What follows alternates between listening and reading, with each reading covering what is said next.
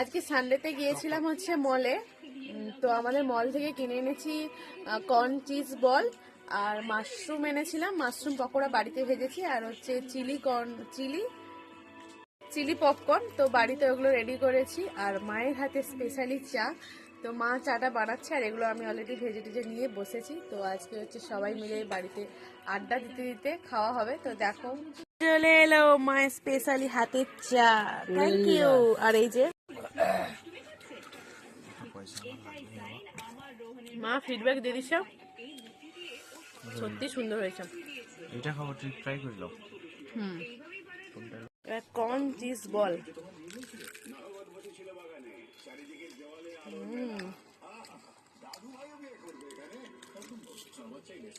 খারাপ না, ভালো। ভেতরে পুরো চিজ দেওয়া, ভালো। শেষ মুখে মায়ের চা, কি মিষ্টি, দারুণ। চলো টাটা, আমাদের এই খাওয়া দাওয়া আড্ডা চলতে থাকুক।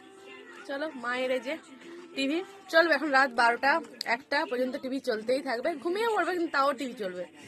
তো চলো এখন আমাদের tata, bye bye, good night সকলকে। বলবে